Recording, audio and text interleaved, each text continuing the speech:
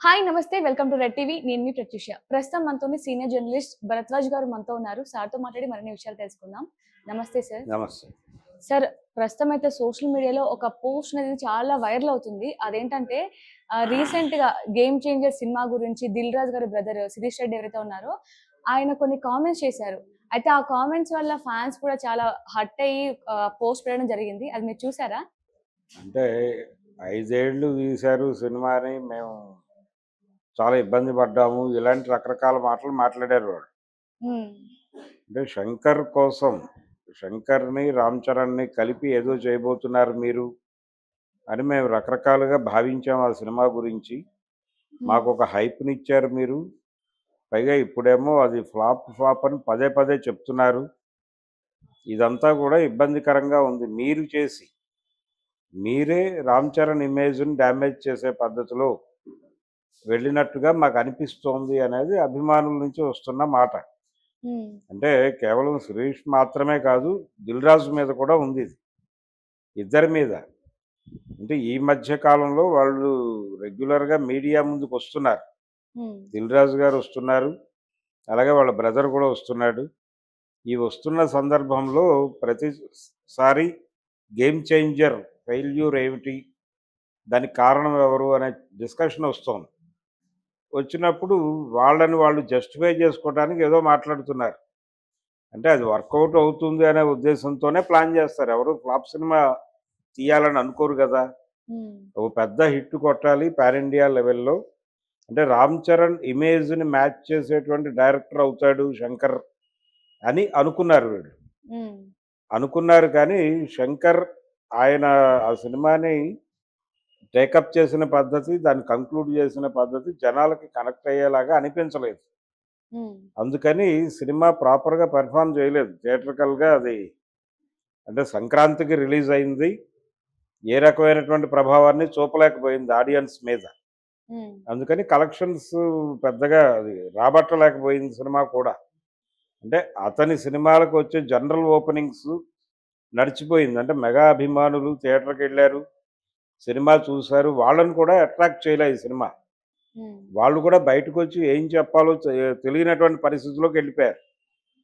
అయితే ఇది వాస్తవం.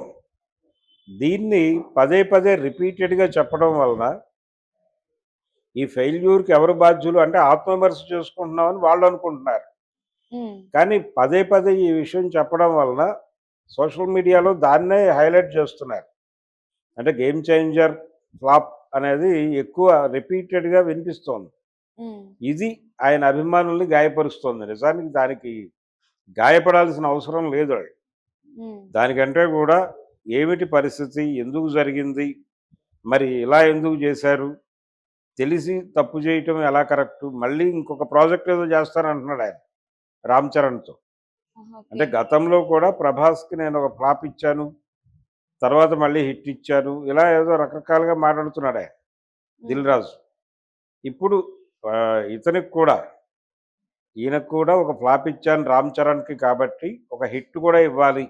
హ్మ్. ఆ బాకీ తీర్చుకుంటాను అని చెప్తున్నాడు. ఒక పెద్ద డైరెక్టర్‌తో ఒక ఒక ఒక అద్భుతమైనటువంటి కథతో మళ్ళీ 'రామ్ చరణ్‌ని' తీసుకొని ఆడియన్స్ ముందుకొస్తాను అని కూడా తొడగొడుతున్నాడు ఆయన 'దిల్ రాజు' గారు. కాబట్టి దాన్ని కూడా కన్సిడరేషన్‌లోకి తీసుకొని ఈసారైనా ఇలాంటి పొరపాట్లు జరగకుండా చూసుకోండి హ్మ్. అని వార్నింగ్ చేయాలనేది వీళ్ళ ఉద్దేశం. ఈ వార్నింగ్ ఇవ్వాలి అనే దీనిలో ఎందుకు మీరు పదే పదే ఫ్లాప్ అని మాట్లాడుతున్నారు ఆ సినిమాని అని ఆ ఎక్స్‌టెన్షన్‌కెళ్ళి మాట్లాడుతున్నారు వీళ్ళు. ఆ ఎక్స్‌టెంట్‌కెళ్ళి మాట్లాడుతున్నారు. కాబట్టి అభిమానులు కూడా కొంత మనోభావాలు గాయపడి ఉండొచ్చు గానీ, హ్మ్. వాస్తవాన్ని వాస్తవమని అంగీకరించడం వలన పోయే నష్టమేం లేదు. హ్మ్. ఆ సినిమా పెర్ఫార్మ్ చేయలేదు. దానికి 'రామ్ చరణ్' బాధ్యుడు కాదు. హ్మ్. 'రామ్ చరణ్' బాధ్యుడు కాదు. దానికి డైరెక్టరు, స్టోరీ, స్క్రీన్ ప్లే ఇవన్నీ సమస్యలు. అందుకని ఇతని ఖాతాలో ఆ ఫ్లాప్ ఎయటం కరెక్ట్ కాదు. ప్లానింగ్‌లోనే మిస్టేక్ ఉంది. 'శంకర్‌ని' తీసుకొచ్చి ఇతనితో సినిమా చేయాలి అనుకోవడంలోనే బేసిక్‌లోనే డౌట్ ఉంది హ్మ్. ఆ సినిమా మీద. ఈ గందరగోళం కొనసాగింది. కొనసాగి ఫైనల్‌గా సినిమా ఇబ్బంది పెట్టింది అందరిని. అందుకని ఒక ఆత్మవిమర్శ జరగాలి తప్ప ఇలా పదే పదే అదే మాటను నొక్కి వక్కాణించక్కర్లేదు అని చెప్తే చాలు. మరి ఇప్పుడు శిరీష్ రెడ్డి గారు చేసిన వ్యాఖ్యల వల్ల ఆయనకి ఏ విధంగా ప్రభావితం అయ్యే అవకాశం ఉందంటారు? ప్రభావం ఏముండదు. అంటే అభిమానులు కొంచెం ఇబ్బంది పడుతున్నారు. ఆ హ్మ్. ఇబ్బందిని గుర్తించి సవరించాలి. అంటే ఎలాగూ సినిమా తీయాలనే ఐడియా ఉంది ఆళ్ళకి. హ్మ్. రామ్ చరణ్‌తో ఇంకో సినిమా చేయాలనుకుంటున్నారు గాబట్టి, అభిమానుల్ని కూడా ప్రసన్నం చేసుకోవాల్సిన అవసరం ఉంది. అందుకని ఒక్కసారి మీడియా ముందుకొచ్చి, బాబు మేము ఎవరిని హర్ట్ చేయాలని కాదు. మేము అనుభవిస్తున్న బాధని ప్రపంచానికి చెప్పాలనుకున్నాం. ఆ ప్రయత్నంలో భాగంగా ఈ మాట దొర్లుండొచ్చు. దాన్ని అంతవరకే చూడండి. దాన్ని ఎక్కువ హడావిడి చేయకండి అని ఒక విజ్ఞప్తి చేస్తే సరిపోతుంది. హ్మ్. అంతకు మించి ఈ విషయంలో చేయాల్సిందేం లేదులెండి. ఓకే. Thank you sir.